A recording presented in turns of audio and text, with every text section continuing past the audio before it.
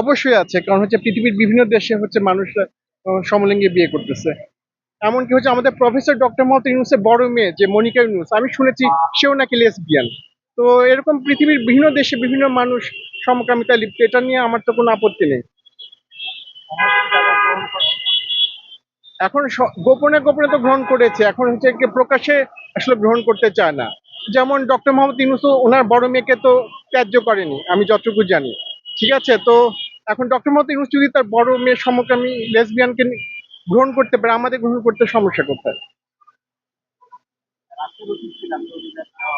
অবশ্যই এটা আমরা গিয়ে জাতিসংঘে আমরা যাব। এই যে আমি আজকে এসেছি, এই যে আমাদের সাহারা চৌধুরী রেবেল পাশে বসে আছো তার সমর্থনে।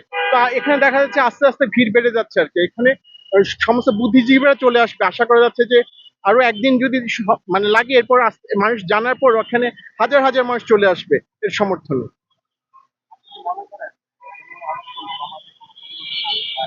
হ্যাঁ, অবশ্যই আনতে পারে। এখন আমাদের এই সাহারা চৌধুরী রেবেল উনি আমরণ অনশন করছে, তো উনি নিজের জীবনটাকে গিয়ে উনি ঝুঁকিতে ফেলেছে। তো ওনার মতো এত সাহসী মেয়ে তো সহজে পাওয়া যায় না। এই বিষয়ে আপনার বার্তা বা কোনো পরামর্শ আছে? আমার পরামর্শ যে আমাদের এখানে মিডিয়া ব্ল্যাকআউট চলছে, তো ওনার সাক্ষাৎকার বহু টিভি চ্যানেল নিয়েছে, বিভিন্ন পত্রপত্রিকা নিয়েছে, কিন্তু প্রচার করছে না। তো এটা প্রচারণার বিষয়। তো আপনারা এখন এই সাক্ষাৎকার নিচ্ছেন, যদি আপনারা প্রচার করেন তাহলে এটা মানুষ জানবে, এখানে আরো মানুষ ছুটে আসবে। ধন্যবাদ সবাইকে।